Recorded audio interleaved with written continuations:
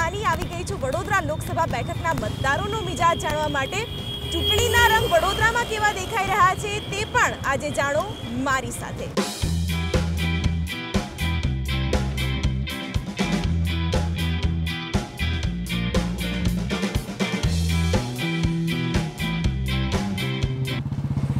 તો વડોદરાનો સયાજી બાગ ઉર્ફ કમાટી બાગ, ત્યાં લોકસભાની ચૂંટણી પહેલા મતદારો શું કહી રહ્યા છે તે વિશે જાણીએ।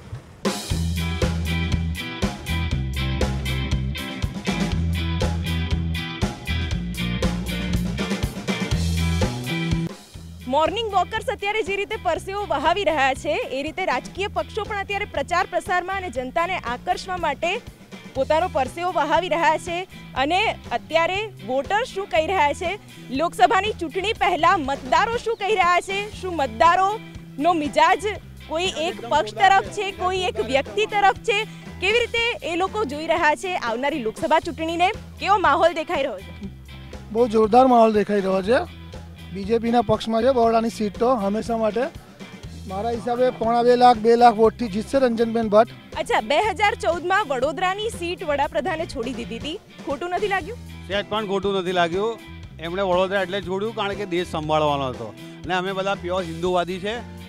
ભાજપ જિંદાબાદ અને બીજેપી જ આવશે મેડમ, તમે ઇન્ટરવ્યુ નહીં લો ને તો બી એ જ આવશે। કોંગ્રેસે કહી દીધું છે કે ગરીબોને વાર્ષિક 72,000, કોંગ્રેસનો મેનિફેસ્ટો ક્યાંક સ્ટ્રોંગ થઈ રહ્યો છે। આ દેશમાં કોંગ્રેસ સિવાય કોઈ રાજ ના કરી શકે। 70 વર્ષમાં કોંગ્રેસે જે આપ્યું એ ઘણું બધું આપ્યું છે, એને પ્રણાલીથી જ આ લોકો ચાલે છે, બાકી ભાજપને કશી આવડત છે જ નહીં।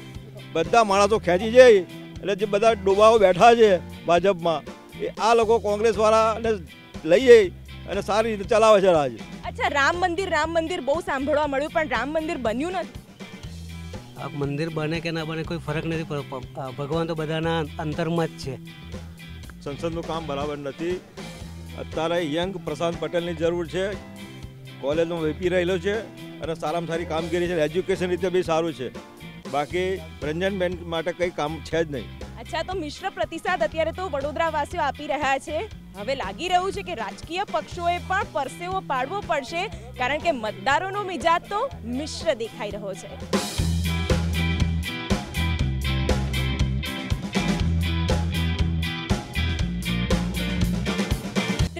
એપ્રિલ 2019 લોકસભા ચૂંટણીનું કાઉન્ટડાઉન શરૂ થઈ રહ્યું છે અને પક્ષો પણ હવે ઘડીઓ ગણી રહ્યા છે કે મતદારોનો ઝોક કોના તરફ રહેશે। Aunty good morning. Good morning. ઇલેક્શનનો માહોલ કેવો લાગી રહ્યો છે? એકદમ જોરદાર માહોલ છે અત્યારે ઇલેક્શનનો, અને ટીવી પર પણ ચડસાચડસીને આક્ષેપો પ્રતિ આક્ષેપો જોવા મળે છે। અચ્છા, કઈ પાર્ટી બટર પોલિશ કરી રહી છે અને કઈ પાર્ટી જેન્યુઇન છે? જેન્યુઇન છે ભાજપ, નરેન્દ્ર મોદી। અચ્છા, એટલે મોદીના નામે વોટ આપશો કે તમારા સાંસદ સભ્ય? એમના કામના નામે। અચ્છા, શું કહો છો, અત્યારે ઇલેક્શનનો માહોલ છે, રાજકારણમાં કયા પક્ષનું પલડું ભારે લાગે છે? આમાં તો મોદી જિંદાબાદ। અચ્છા, મોદીના નામે વોટ આપશો સંસદ સભ્યની કામગીરી પર? નહીં, મોદીની જ। અચ્છા, એટલે મોદી તો બેસ્ટ, મોદી જ જોઈએ, કારણ કે લીડરશિપના પૂરેપૂરા ગુણ મોદીમાં છે, બાકી કોંગ્રેસમાં કોણ છે લીડર? અને મોદીજી આવું કામ કરનારું કોણ છે અત્યારે? એ જ અત્યારે તો આપણે તો જોવાનું છે ને, કે જે આપણે દીકરી પરણાવીએ તો આખું ખાનદાન જોઈએ, એવી રીતે દેશનું સુકાન સોંપવાનું હોય તો કેપેબલ માણસ તો આપણે જોઈએ ને। મોદી સિવાય કોઈ છે જ નહીં। એટલે સશક્ત નેતા લોકોને જોઈએ છે, મતદારોનો મિજાજ કહી રહ્યો છે કે મોદી જ જોઈએ। એટલે કદાચ આ વખતની ચૂંટણી વ્યક્તિલક્ષી થઈ જાય તો પણ કંઈ નવાઈ નહીં।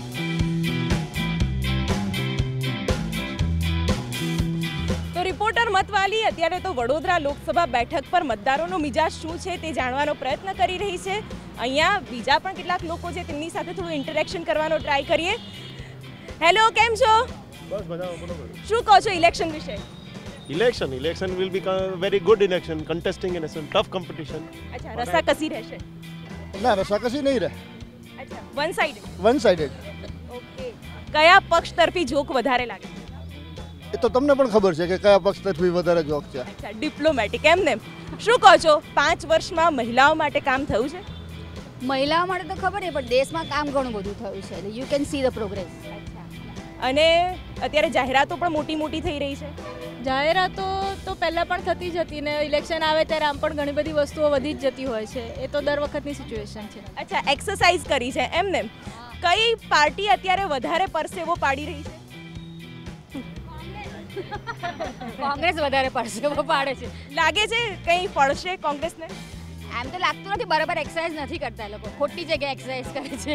અચ્છા, એટલે ખોટી જગ્યાએ એક્સરસાઇઝ કરી રહી છે કેટલીક પાર્ટીઓ, તેના પર પણ અત્યારે મતદારોની ખાસ નજર છે અને મતદારો પણ પોતાના મત માટે એટલા જ સજાગ છે એ પણ જાણવું હવે જરૂરી બન્યું છે.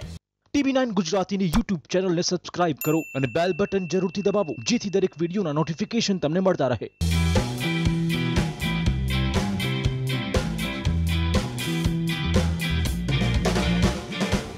2014માં ચા પર ચર્ચા થઈ અને મોદી વડાપ્રધાન બની ગયા.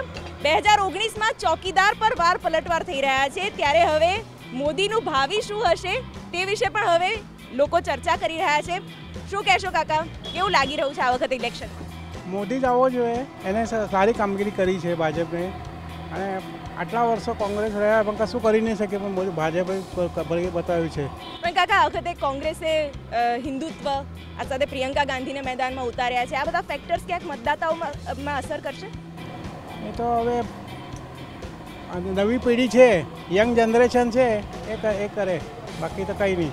અચ્છા, એટલે યંગ જનરેશનને કદાચ એ એટ્રેક્ટ કરી શકે છે, બાકી જે પરિપક્વ મતદાતાઓ છે, વડીલો છે, એ તો આજે પણ કહી રહ્યા છે કે મોદી જેવું નેતૃત્વ મળે તો દેશને કંઈક તેનું ભલું થઈ શકે છે.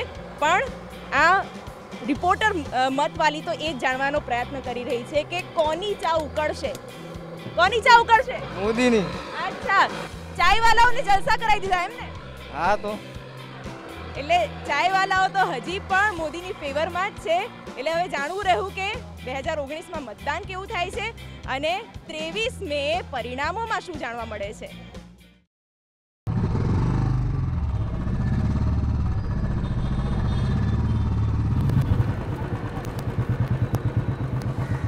આ વખતે આરક્ષણના નામે રાજનીતિ તેજ રહી. યુવાઓ શું માની રહ્યા છે અનામત વિશે, અને આ અનામતને લઈને યુવા મતદારોમાં કોઈ પ્રભાવ પડ્યો છે કે નહીં તે હવે જાણવાનો પ્રયત્ન કરીએ. આ વખતે અનામતના નામે રાજકારણ થયું છે, ત્યારે યુવાઓ અનામત વિશે શું માની રહ્યા છે તે પણ જાણીએ. શું લાગી રહ્યું છે આ વખતે માહોલ? બને તેમ તો મોદી જ જીતવા જોઈએ ને. અચ્છા, કેમ મોદી જીતવું જોઈએ? દેશનું ભલું થાય. તો રાહુલ ગાંધી નહીં કરે? નહીં કરે. કેમ છો? મજામાં, બોલો. શું કહો છો ચૂંટણીના માહોલ વિશે? ચૂંટણીનો માહોલ સારો જ છે. આખા ગુજરાતમાં બધી તંત્ર અને વ્યવસ્થા બધી વ્યવસ્થિત ચૂંટણી પંચે કરેલી છે. હવે કોઈ જાતનું પહેલા જેવા પ્રોબ્લેમ્સ છે નહીં. ઈવીએમમાં ગડબડી થશે? ના, નહીં થાય. માનો છે એ વાતમાં સાચું છે કે? સાચું જ છે, એમાં કોઈ જાતના પ્રોબ્લેમ ન થાય, કારણ કે આ બધી વસ્તુ ટેસ્ટેડ હોય છે અને આખા સર્ટિફાઈડ કંપનીએ બધે સર્ટિફિકેશન કરેલું હોય છે અને પછી જ ઇમ્પ્લિમેન્ટ કરવામાં આવે છે. અચ્છા, રાહુલ ગાંધી કહે છે કે ભાઈ બેરોજગારોને નોકરી આપીશું, ગરીબોને વાર્ષિક 72,000 આપીશું. લાગે છે કે દમ? હવે એ તો પહેલાં એમને એ લોકોના ભૂતકાળ તમને ખબર જ છે, અત્યાર સુધી શું ચાલતું હતું અને હવે શું, હવે એવા વાયદા તો પહેલાં બહુ કરેલા છે અને હવે અત્યાર સુધી તો હવે એમને કાંઈ કર્યું નથી. હવે નવી ગવર્મેન્ટે 5 વર્ષમાં તમે જોવો છો શું કર્યું છે, તો હવે એ માણસોની નજર સામે દેખાય છે. વોટ આપવાના? હા. કોના તરફી માહોલ લાગી રહ્યો છે? ભાજપ. કેમ? એમાં ગુજરાતમાં વર્ષોથી માહોલ ભાજપનો માહોલ છે. એટલે રાહુલ ગાંધી તો બેરોજગારો માટે, ગરીબો માટે બહુ બધી જાહેરાતો કરે છે. ગુજરાતમાં તો નહીં આવતો ને. અચ્છા, ગુજરાતમાં નથી આવતા, એટલે ગુજરાત તો ભાઈ મોદી અને અમિત શાહનું જ છે. એ જે બાબતો અને માન્યતા છે તે કદાચ સાચી પણ પડી રહી છે અને એટલે જ યુવાઓ પણ કહી રહ્યા છે કે ગુજરાત તો ભાઈ મોદીનું.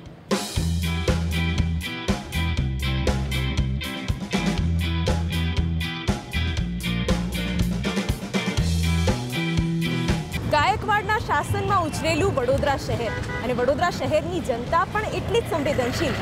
હવે સંવેદનશીલ સમય વધારે શરૂ થઈ રહ્યો છે, કારણ કે હવે મતદાનનો સમય નજીક આવી રહ્યો છે અને એટલે જ આજે રિપોર્ટર મતવાલીએ જાણ્યો વડોદરાની જનતાનો મિજાજ. તો ચાલો હવે અન્ય કોઈ વિસ્તારમાં જઈશું અને જાણીશું ત્યાંના મતદારો શું કહી રહ્યા છે.